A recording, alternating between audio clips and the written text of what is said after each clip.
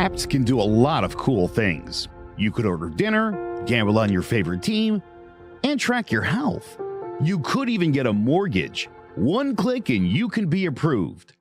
I'm not sure by who or what country they're in. You deserve more from the mortgage industry. At AnyMac Home Mortgage, we believe in the need for live human interaction during a very complex process. The kind of service and guidance which an app simply can't provide. Our customers are more than credit scores and income documents. They're individuals and families who live in and strengthen our communities. Their story is our story, and that story begins at a home.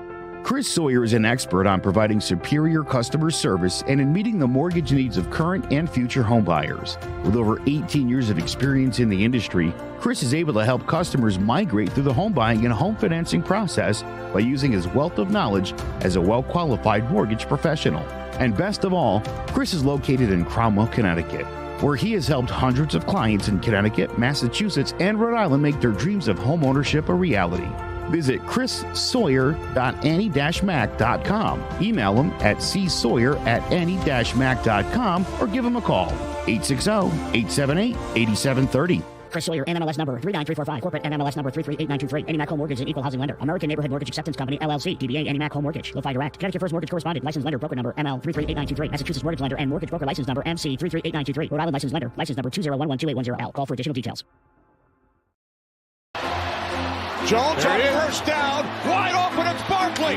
And Saquon Barkley will take it into the end zone. Your best ability is his availability. Saquon Barkley, he's great when he's on the field, but the problem is since 2018, he hasn't been healthy for this team. Look at this. They lob it to him. He taps it in off the glass. How about that? Porter Moser, I think right now is the best coach in college basketball, hands down. Fins 2 for 3. He's done his part. Pitch is drilled to deep right field toward the pole, and it is gone. They don't mind not being what they were in the 90s as the best organization in baseball, because the Yankees are not. They're even close to the best organization in baseball. You're trying to be the Rays, and the Rays do this for a reason. Like, you're the Yankees.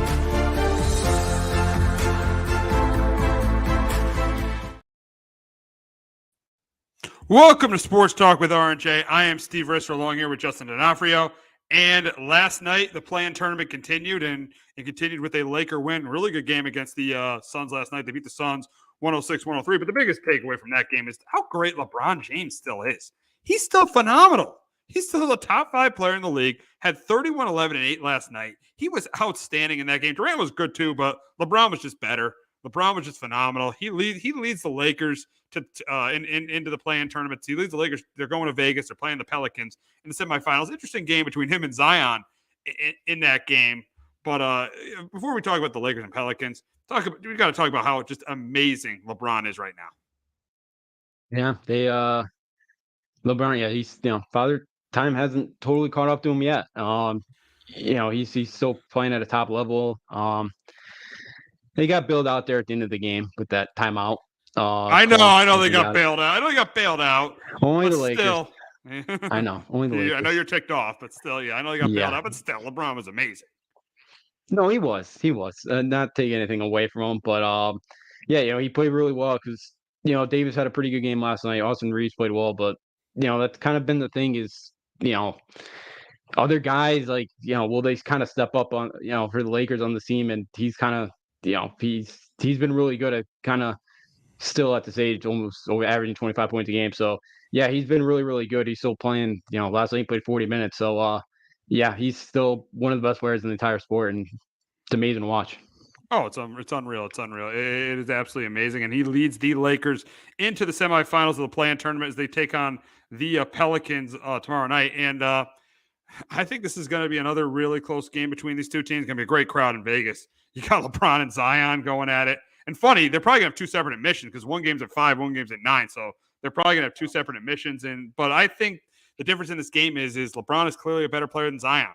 And LeBron was definitely more the reason why his team advanced than Zion was. I mean, Brandon Ingram had the big game, as you know, because you played your Kings. Brandon Ingram had the big game on Monday night, not Zion.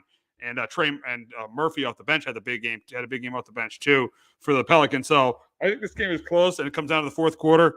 But in the fourth quarter, in an elimination situation. It's the play-in tournament, not the playoffs, it's the play-in tournament, but still an elimination situation.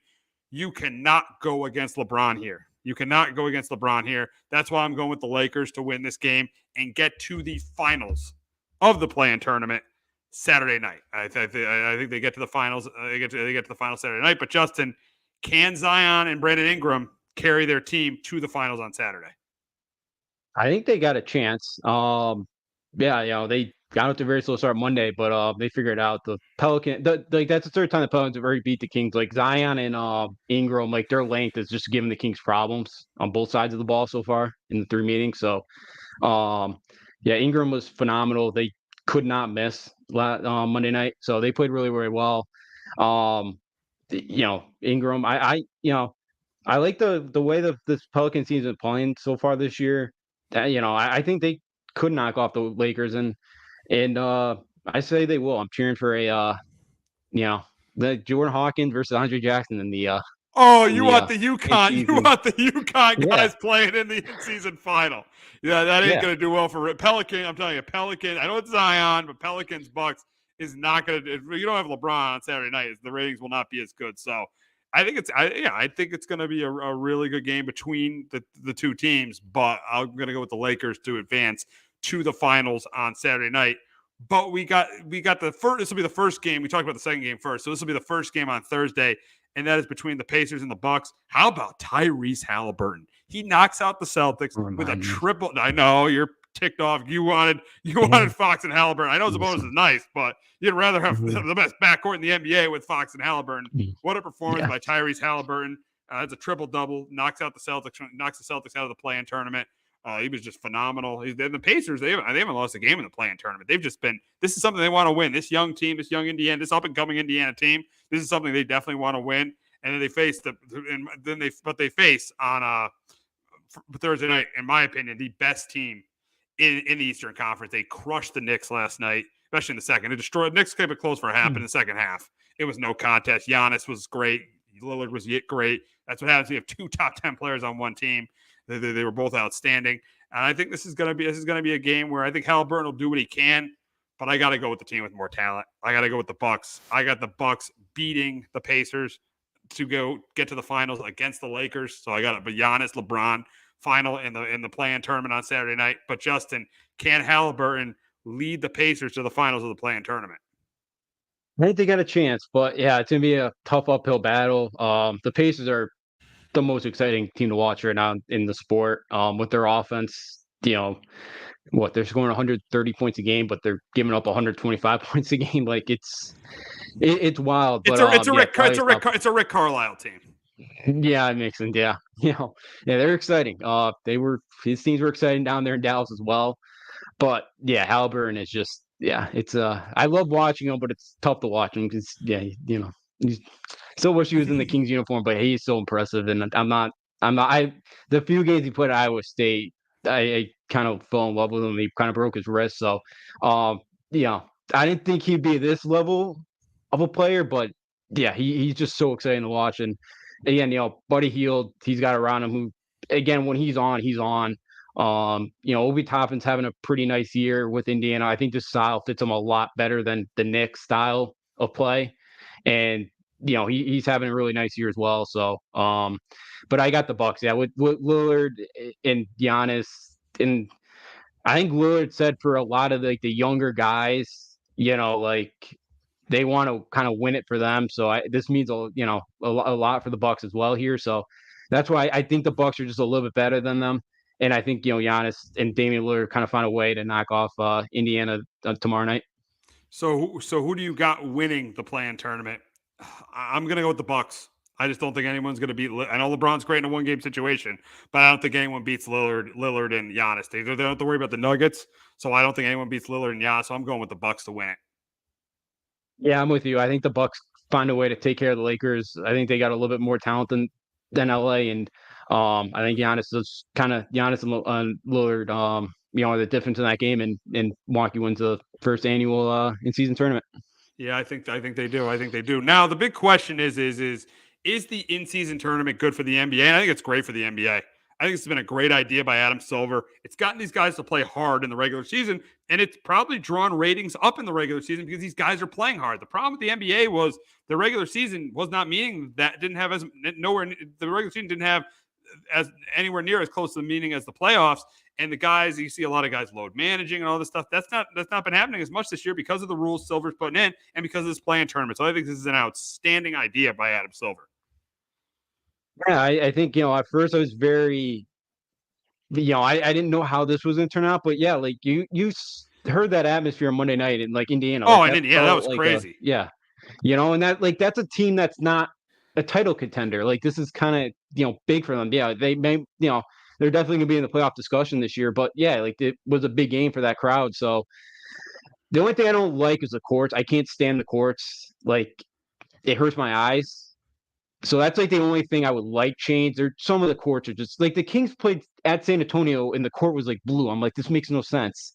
But other than that, I think it's been really, really good. So yeah, I do think it's helped. And I think a lot of, I think what Lillard kind of said after last night's game, like for the younger guys, the amount of money that, the rookies or the two-way contract players get, it is pretty life-changing for them. So I think for some of those veteran guys, I think they kind of understand that. So yeah, I think it has put some more meaning in.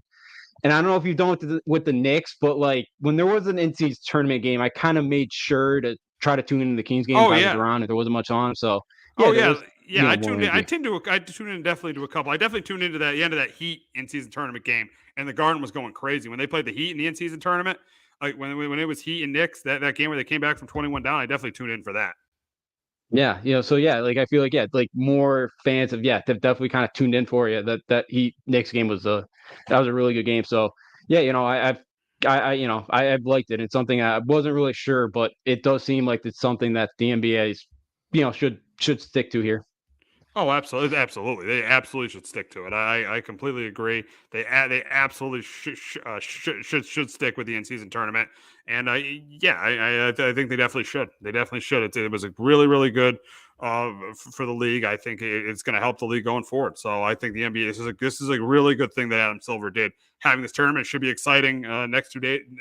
Should be exciting Thursday night and Saturday night in Vegas. Yeah, absolutely. Might get a couple of really good games, like even that that Bucks Pacers game. There's like the total's like 254. Like that's going to be a very high scoring basketball game. It should be a lot of basket scores. So yeah, like two really good games, and Pacers team that would love to kind of make a lot of noise with kind of some of the young talent that they got to kind of put themselves on the map there. Exactly. So it should be an exciting weekend in Vegas. But we got to talk about the very, very controversial college football playoff rankings. But before we talk about that, we are going to hear from our friends at JPEG Financial and Shamrock Home Inspection. Let me just get that going for a bit. Yeah, so we'll hear from our friends at JPEG Financial and Shamrock Home Inspections. Do you have a 401k and some savings for future retirement, but don't even know if it's enough to live off of? How much is enough? How often are you thinking about it? The team at JPEX Financial Group can help set your mind at ease. We specialize in creating strategies in the planning and managing of your financial, educational, and investment needs. We help clients pursue their investment goals with sound financial strategies. You deserve a personal, tailored plan. Lasting, meaningful, and open relationships are the foundation of our practice. You've worked hard for your money and should feel confident in your investment choices as you make decisions for your financial future. Your goals are our goals. We are dedicated to your needs and hopes for your future. Visit our website and give us a call at 860-430-5397. Securities offered through Raymond James Financial Services, Inc., member FINRA, SIPC. Investment advisory services offered through Raymond James Financial Services Advisors, Inc. JPEX Financial Group, LLC is not a registered broker-dealer and is independent of Raymond James Financial Services. JPEX Financial Group is located at 78 Eastern Boulevard, Glastonbury, Connecticut. There's no bigger investment than home ownership. And to make sure the house is up to your standards, you need a professional to look it over. Brian Flanagan from Shamrock Home Inspections is a licensed home inspector and a member of the Connecticut Association of Home Inspectors. Brian was a contractor for over 15 years, so he knows how homes should be constructed and how mechanicals should work. What makes me a good home inspector was the 20 years that I was a home improvement person, doing all the different repairs that I have done and what other people have done wrong that I had to go out and fix. So I have a pretty quick eye on seeing what's right and what's wrong. Before you move, call Shamrock Home Inspections.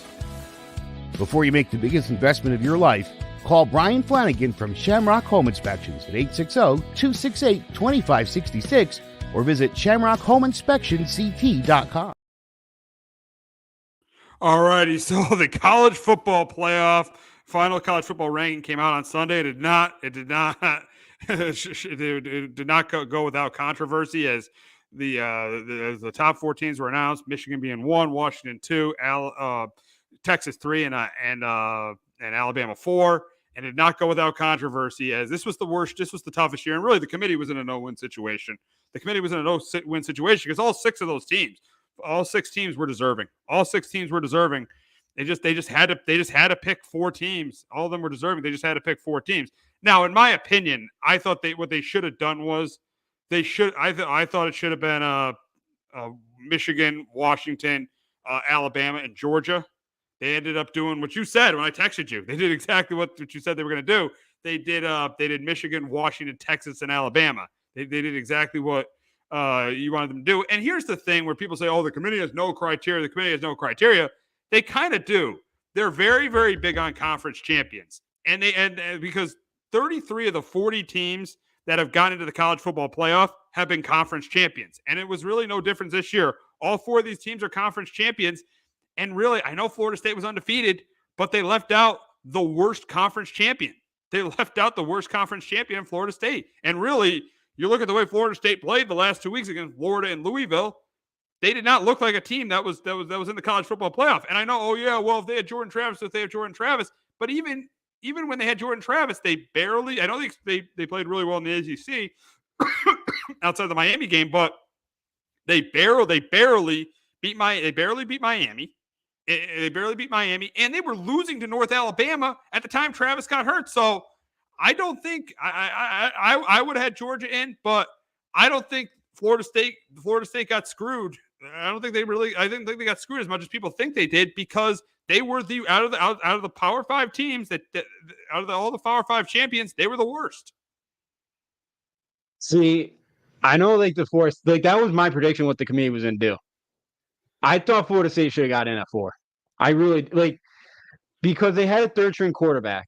Tate Rodemaker was going to be back. You gave him a month, and the way the defense was playing, you can't tell me Michigan's going to blow them out. Michigan's not going to blow that team out. I don't think not they will. Blow them out, but they would have beat them. I think pretty convincingly with Waterman with the backup quarterback. I think Florida State would have made that thing interesting. I really do. I don't think Michigan's offense is world beaters. I think Florida State's defense would have gave them a battle. The problem that I have with the committee is, so if you're going to put Florida State, put Florida State 6th. Just move Georgia to 5. If it's, and I know they say it's the best 4 teams, and why do the games matter then? Why play the games? Just in August, just put the 4 best teams in the finals and just move along. Seriously, and then the other thing is too, all right, so Liberty got the New Year's 6 bowl invite. They had the worst schedule. They went undefeated, and they had the worst strength of schedule. But the committee said, yeah, they're in because they played they beat who they had to beat. Florida State did the same exact thing, and they're at 5. This is the problem. They always change what they want to do. It's a standard of one team, but it's not. This is why it just drives me crazy with this committee. Again, college football is the only sport that I know of, and I think it's the only one out there that you could go undefeated and not compete for a championship. And it's ridiculous. You can't have that. This is the problem with college football right now. I know even when you go to 12, there might be a group of 5. I don't, it's a little bit easier unless there's 2 undefeated group of 5 teams. But it's ridiculous. That's they went undefeated, and then you look at the common opponent between LSU. Florida State beat them 45-24. And that was 45-17 for LSU put up a garbage touchdown. That was when they were healthy, and that was Florida State's defense played LSU the best all year. Alabama beat them by a couple of scores. Daniels got hurt in that game, and LSU was down, I think, 4 their starting cornerback. So, I know their defense was awful, but it's ridiculous. Again, it's part of it's because of the SEC. I get it. You don't want to leave out your SEC championship, but Alabama should have lost to Auburn. They really should. But they played in a much tougher conference, and you cannot leave the SEC champion out of it. You can't. Look at who Alabama had to beat to get there. They had to beat, Ole Miss. They had to beat Ole Miss, and they had to beat I got it, LSU, Ole Miss. They had to beat Georgia. They had to beat Tennessee. Look at who they had to beat to get there. Who outside of LSU? Who did Florida State beat? Was any good? Clemson wasn't that good this year. Miami was average. Louisville. Let me tell you something about Louisville. Louisville lost to Kentucky, who was in the middle of the SEC.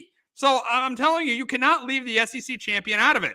I think you should make a better argument for them not getting it over Texas, because I think Texas is massively overrated at being number 3 in the country. They beat some bad teams. They beat TCU by 1 score. They lost to Oklahoma. I think Texas wasn't playing as good a football. I know they beat Alabama. They weren't playing as good a football as Alabama, and they lost one of their better. I know they didn't lose a quarterback, but they lost one of their better players too. I know they won the SEC. They won the Big 12 championship game big, but Oklahoma State was not that good. Was not great either. So they won probably the second to worst conference in the sport. So I would say there should be a bigger argument that Florida State should have gotten in over Texas than gotten in over Alabama. Well, Texas couldn't. Well, the problem, and I think the problem is here is, they probably would have left Texas out if Texas and Alabama never played, or if Alabama beat Texas. Yeah, absolutely. Like Alabama or Texas wouldn't have been in. The problem is they could not jump Alabama over Texas, because that would open up a whole new can of worms. And again, then it goes down to, why even play non-conference games like that? Why don't I just schedule like the rest of the SEC and just play North Alabama? In the SEC, yes, it was the second best conference out there, but it was not like usual. Tennessee should not be in the top 25. Their best one was Texas San Antonio. Missouri's a good 10-2. I'll give you now. They gave Georgia all they could handle. Ole Miss is an absolute fraud, and I hope Penn State beats them by 20. It's ridiculous that they're ranked. The issue there is Chop Robbins is not playing. So I saw that. Yeah, Lane Kiffin's very happy. He's opting out. Lane's very excited. So you're excited when a team's best player opts out of the game. Yeah. So I'm hoping Penn State wins that one. And then LSU, they're 9-3. Yes, but they're USC. And the SEC. I get it. The SEC is usually the best conference out there. It wasn't this year. The Pac-12 was like 19-2 outside of non-conference play somewhere, and the SEC ACC head-to-heads this year. The ACC won out over the SEC. So, wow. That's something I think you got to account for too. But I knew it was going to happen. I wasn't surprised, but it just I understand the frustration for Florida State. This is going to get Florida State out of the ACC. I know they tried during the summer, but this has to be the last straw for Florida State. They're going to do whatever it takes to land the Big Ten or SEC now. I know one of those two conferences have to allow them to come in, but Florida State's going to do what they can, because, it's ridiculous that they go 13-0 as a Power 5 team and they don't get in the playoffs. And that's the problem. And the problem was, and it hasn't happened. It's so, for the decade that we've had this, that there was only 4 spots for 5 Power 5 conference teams. They're lucky this only happened once. They really are. They're lucky the Pac-12 only cannibalizes each other. But, they get to go to 12 next year. And again, this is the other thing. You're going to see half the field is going to be loaded with Big Ten and SEC schools. It just is. You're never going to see a Big 12 or ACC. Maybe you get a Notre Dame in there. That's about it. It's going to be ridiculous. I think we're going towards kind of an NFL where the Big Ten and the SEC are going to become the AFC and the NFC, because you're probably going to see Florida State leave because of this. You're probably going to see Clemson. You're probably going to see them go to the SEC. You might eventually see Notre Dame going to the Big Ten. So I think we're eventually going to get. It's going to be like the NFL. It's going to be like the AFC and the NFC. And it's not like you're going to be in the Big Ten, and you're not even going to be playing half the teams in the conference. The same thing with the SEC. So it's really going to become the AFC and the NFC, and it looks like and the Big 12, because the Pac-12 is already done, and the Big 12, unfortunately, the Big 12 and the ACC are going to become like kind of mid-major conferences. We're definitely trending towards 2 super conferences. This is becoming the NFL, pretty much a mini version of the NFL. Yeah, which is not smart. But hey, did you see the just because we're starting the proposal from the NCAA President Charlie Baker yesterday? No.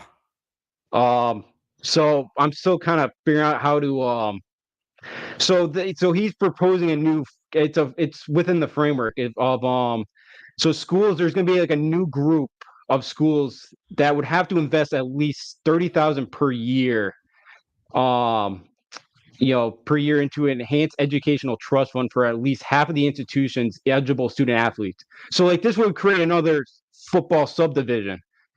So like, so like for like some of the schools that really want to kind of try care, so like for the ACC, Big Ten, like, they might do that.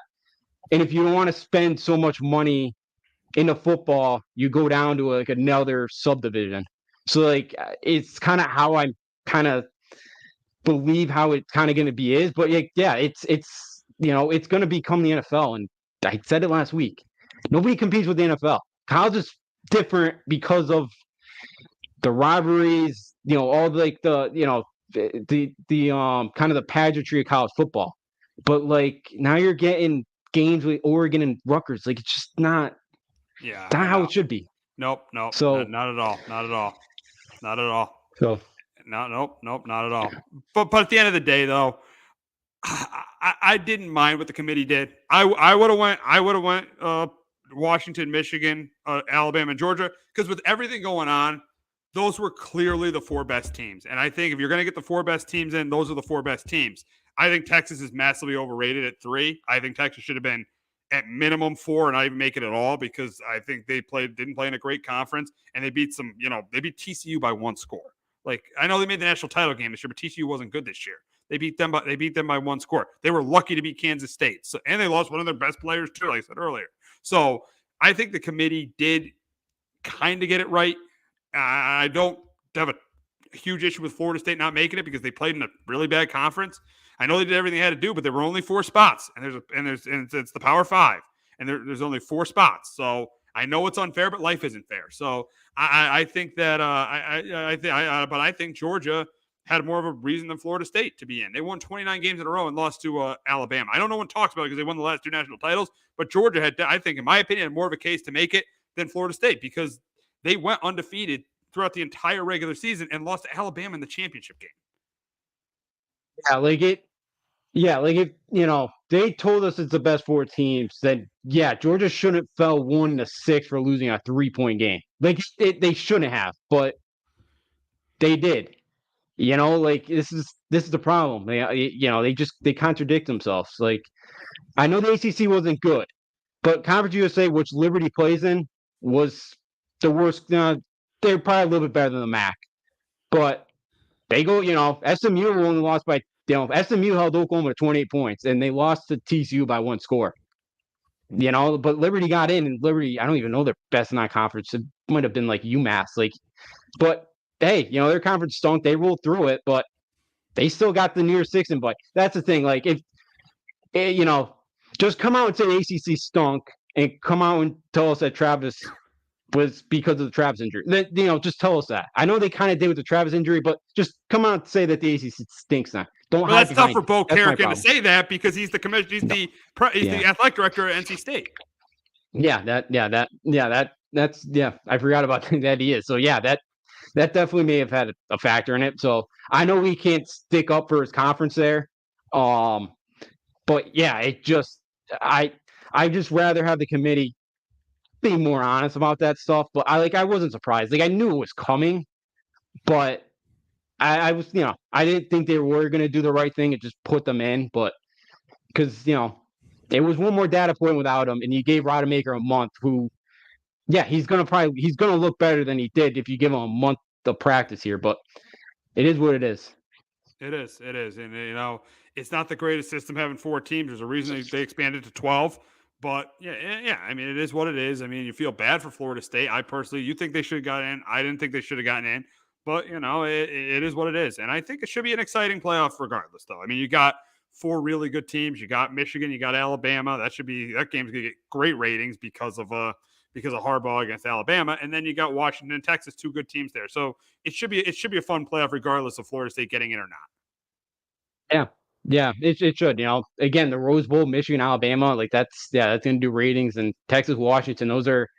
I'm surprised how low you are in Texas. They're, a lot of people got them winning the championship here, Really? national championship. I don't. I have them losing to Washington. I think they're good, but they didn't play in a great conference. Washington played in the better conference.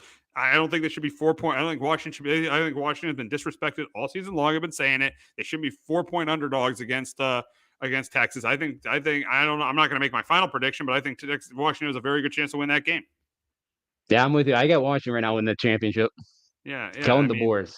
Guys lost 11 games total. It's crazy. As a head coach. Yeah, I got Washington, Alabama in my final right now. So we'll see what happens. Should be very, very interesting to see what happens on New Year's Day with the college football playoff. But we got to get to the big thing that's going to happen on Saturday, and that is the Heisman Trophy. The Heisman Trophy. The race was pretty much going into the last weekend. It was pretty much between Penix, Nix, and Jaden Daniels. But I think Nix has got to be done. He lost twice to Michael Penix. So I think it's going to be between Michael Penix and Jalen Daniels. And I'm going to go with Michael Penix in a really close one. I think I'm going to go with Penix because he won every game. He won every game for this team this season. He put up really good. I know his numbers weren't great in the second half of the year, but he put up really, really good numbers. So I'm going to go with Penix to win the Heisman.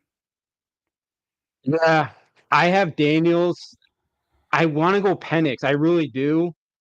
But I think the thing that's going to happen here is all these votes are regionalized. So all the Southeastern votes are going to go to Daniels, and I think there's more of that. And I don't know, because you could have submitted your vote. I think you could have last Wednesday. So some people may have already put in their ballots, before Penix had that game Friday night.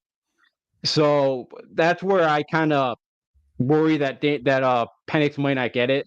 I just think with Jaden Daniels, because RG3 and Lamar Jackson, Lamar Jackson was 9-4, and RG3's was 9-3, and Daniels, their offense put up 46 points a game. Their defense gave up 30, and he put up 50 touchdowns on the year. He was phenomenal, and the numbers he put up, I think are gonna be just a little bit more than I think that's kind of gonna. I know he didn't play in that big game, besides the Bama.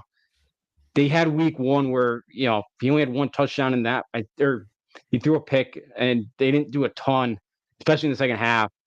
I think Penix should get it, but I just think Jaden Daniels. I think again because he's an SEC quarterback. I think that's kind of what it's gonna come down to. Yeah, it should be interesting. Should be interesting to see what happens there between those two, and we'll see what happens on Saturday night. But before we wrap up with college football, we got to talk about the big game we got to talk about the game between Army and Navy, the traditional game between these two teams. Both teams are 5-6 now. Is there any spot open for one to make a bowl game if they win or lose? Okay, so it'll just be the end of the season for either team. Now, if they had 6 wins, they probably would give them a spot in a bowl game. Yeah, more than likely they would have. Yeah, they would have had a spot. But I think both these teams have to have 6 wins going this one. I forget what. Yeah, or usually sometimes there's so many 5-7 teams that they'll leave a spot open for one of them, or they'll leave a spot. But yeah, not this year. This is it for them. Yeah, I think this game is close, but I'll go with the team. I'll go with the Army 21-17 here. I mean, I haven't seen any Army games this year. I saw that one Navy game, the first game they played against Notre Dame, and they got smoked, and I didn't like what I saw, so I'm going to take Army 21-17. But Justin, can Navy get to 6-6? I got Army 14-10 in this one. Up in Gillette. I assume Bill Belichick will. He'll be there. Loving Thursday night game this week. Oh yeah, I think they purposely gave him the Thursday night game so he'd be able to watch Navy. Yeah, I could see that. Maybe he'll bring the Navy OC and we'll start running Willie Cunningham the triple options next week. Yeah, the week after against Kansas City. Yeah, he'll start doing what we did. He'll just run the ball every play against Kansas City. Yep. That's what the Patriots start doing this one. But look, in this game, it always comes down to field position. Who can kind of hit that one big play? Sometimes you see them kind of the trick play. We could say ahead of the chains, kind of not commit the bad penalty in this one. But I do have Army. I think they're a little bit better. They started to play better down the stretch. They won the last 3 games in November after they lost a disappointing game to UMass.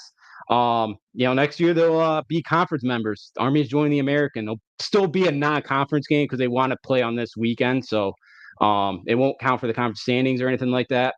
But I got Army 14-10, and if Army with the win, they will get the Commander-in-Chief trophy, and it'll be their 4th outright one since 2017.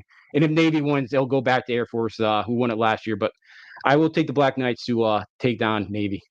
Yeah, and that's weird. So it'll never count as a conference game between these two because they'll always just play here. The tradition will take over. Yeah, they want the standalone spot. So yeah, because the conference championship game, weekend, so beforehand. So if they somehow both get to the conference championship game, they'll be playing back-to-back weeks.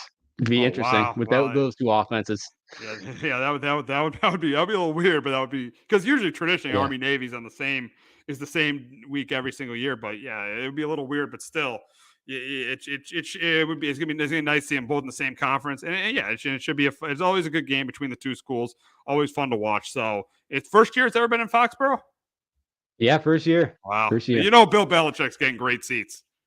Oh yeah, you know it. He might be down on the field. He'll be watching on the field. He'll be on the field. He'll be on the field. Oh yeah. As his days pretty much come to an end in Foxborough, at least get to see an Army Navy game. Yeah, that's how kind of Kraft let them go out here. I'll give you the Army Navy game. See here. And then they run Navy's offense the rest of the season. They just run Navy's offense, do exactly what Navy does. See how many games they win down the stretch. Yep.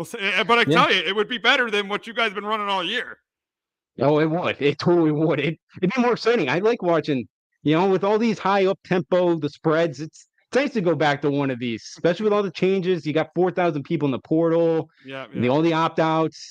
These guys don't get the NIL money. And for the seniors, they got to serve. They got to serve for their country for I think 3 or 4 or 5 years, right? Yeah, 4. Yeah, the minimum of 4 years. So wow. Yeah, this is it.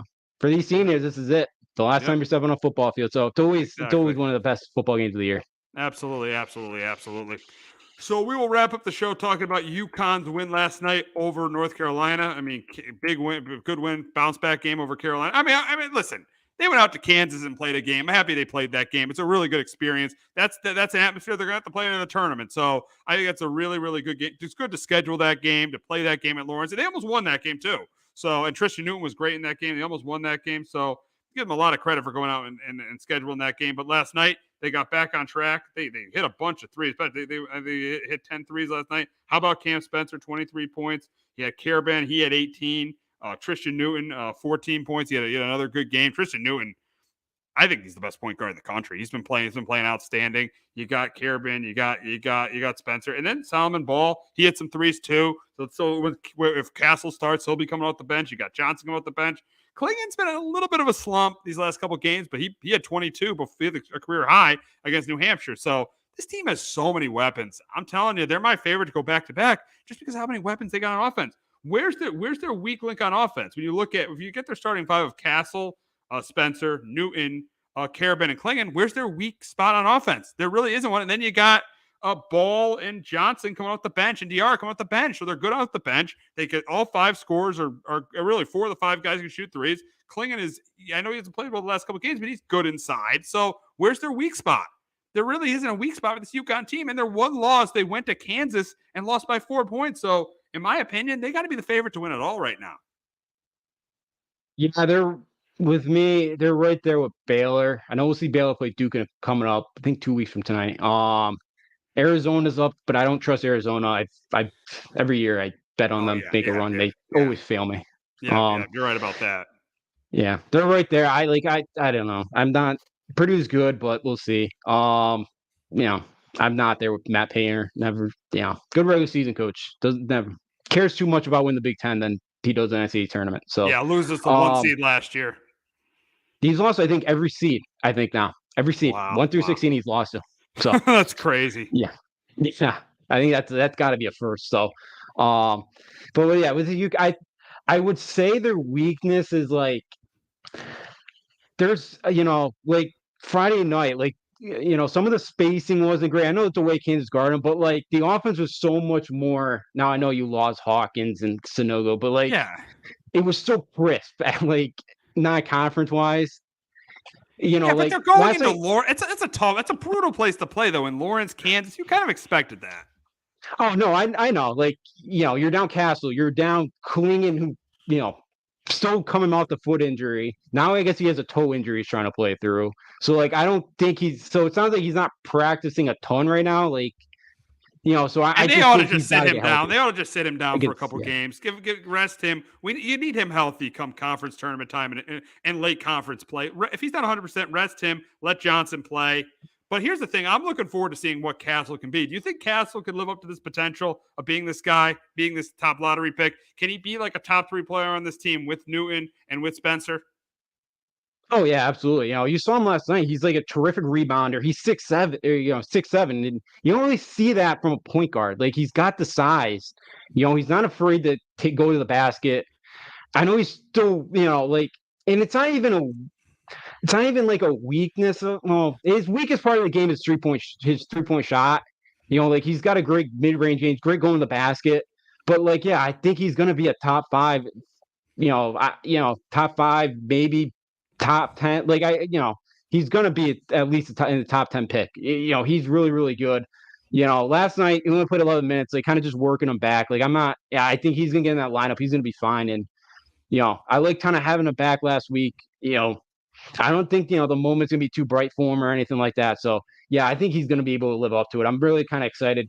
And I'm with you, too. Like, they play Arkansas Pine Bluff on Saturday. That's a game they're going to win by 40. Like, I don't want Klingon to play. Spencer, I know he looked healthier last night, but he's another guy just sit on. Caravan's at the dislocated finger. It's like, give him a break. And just play, like, the Jaden Rosses, the Jalen Stewarts, the Singards. Let them go out there and play, like, 25, 30 minutes because Pine Bluff's one of the worst teams in the country, and then you're off the next Friday when you play Gonzaga. So it's like you could really give some of those guys some days off here. So I'm with you. So I would hope so, but Hurley likes to run it up, and I can't imagine that he'll be resting those guys on Saturday. Yeah, we'll see. I know Hurley likes, he likes to play those guys even if they're hurt, but I think he needs to rest them. Again, no, I'm not saying Hurley hasn't done a phenomenal job, but I think he needs to rest some of the guys that are hurt. And another thing, I do think there is a weakness of this team. And that's 3-point shooting. I think it was better last night, but I think 3-point shooting is one of the weaknesses. If there is a weakness, it would be 3-point shooting. Yeah, that's a good one. Newman kind of last year really came on at the end as like the 3-point shooter. He hit some tough ones. Ball was one of the better shooters coming out of this class, and I think last night really got some confidence, and I think that's going to start taking off for him. Like Dwar is not great. Caravan, I think, is going to start to get it going. Like, I know he's got the dislocated finger now, and I know it's not easy to shoot with one of those slings on your finger. So, yeah, that could be kind of their one kind of weakness there. And Cam Spencer's either on, or there's even a couple games last year at Rutgers where he shot them out of games where he was not on. Like, he's got no conscience. Yeah, there's not a shot that he does not like. But he's probably getting more open looks here than he was at Rutgers. Yeah, he is. Like Rutgers, yeah. Like, he didn't have the quickness to get kind of by guys, and you're seeing it defensively. He kind of shows at the end, but because Rutgers didn't have many spot. They didn't have many shooters around him, so that didn't help. But yeah, I wanted to go back to your Tristan Newton point. Like he should be in the All-American conversation. Like he should be Player of the Year conversation. He's right there with this is another point guard you need to watch. Colorado State, Isaiah Stevens. That kid's a first-round draft pick. Oh, wow. Gotcha. That Colorado State, they beat Creighton by 30. Like they hounded them. They're good. Nico Medved, that's the name of coaching. He's gonna get a big job this summer or this spring. So him and Isaiah Stevens are the 2 best guards in the country. They're both right there. So yeah, I could see the 3-point shooting kind of be their one downside. I hope they kind of start to get it going. Hopefully last night kind of gets the ball rolling. But yeah, like the New Hampshire game, they were 4 for 28. Like, they're lucky New Hampshire had no size. Like their center is out for the year. And he was first all conference as a freshman last year. So and that these 6'10", their other guys are 6'9" stretch 4. So like, that they had no chance of guarding. So clinging down there. So yeah, it's a big one last night because the Big East Conference stinks. The outside of Creighton, Marquette. Really? Wow. It's Providence got boat raced. Wow. What about St. John's? Got some. I thought they were beating West Virginia the other night. Yeah, it's not a great one though. Okay, gotcha. That's not a great one. What about Xavier's down? Villanova, Kyle Neptune's not been that good. Oh, they choked away that game last night. So this is a UConn team that should get a 1 or a 2 seed, knowing how the conference is. It's possible. Marquette and Creighton are very good. Those two. Okay. Providence at home is going to be tough. Or going to Providence, they don't lose there. But I wouldn't be shocked if it's a 4 or 5 big lead. Xavier's really banged up, and they're playing a lot of younger guys. Nova's got some of the most talent in the country. Neptune is just they can't play zone. You should play zone against them every time. They don't have a point guard, and they're clueless. They can't shoot. Yeah, they don't distribute well. So that was big, and DePaul is the worst part. DePaul Louisville game of the year Saturday. It's the game of the. I can't wait. What's the records? Those two teams. 1-6 DePaul against Louisville, who is 4-4, who only had 4 wins last year. So Kenny Payne already could break his win record from last year. Wow. Game of the year. Crazy. That's crazy. Yeah. So hopefully you're gonna get one next Friday against Gonzaga, because it's not too many big wins coming out of the rest of the conference. Marquette's got to beat hopefully Texas tonight in a good one, but it should be a good game. Creighton Marquette got to be carrying the way with UConn and non-con, because Big East is not looking as tough as I thought it was once going to be. No, not at all. So, we'll see what happens with UConn in the coming weeks. But that's going to wrap it up this week on Sports Talk with R&J. For Justin D'Onofrio, I'm Steve Risser. We will be back next week talking about Week 15 of the NFL season. It's crazy we've gotten all the way to that point. We're getting close to Christmas when we're talking about Week 15 of the NFL season. We'll be talking about that, and then we'll be giving you any MLB and NBA news that comes our way. Have a great weekend, everyone. Jones on first down, wide open, it's Barkley. And Saquon Barkley will take it into the end zone. Your best ability is his availability. Saquon Barkley, he's great when he's on the field, but the problem is since 2018, he hasn't been healthy for this team. Look at this. They lob it to him. He taps it in off the glass. How about that? Porter Moser, I think right now is the best coach of college basketball, hands down. Fins 2 for 3. He's done his part. Pitch is drilled to deep right field toward the pole, and it is gone. They don't mind not being what they were in the 90s as the best organization in baseball, because the Yankees are not. They're even close to the best organization in baseball. You're trying to be the Rays, and the Rays do this for a reason. You're the Yankees.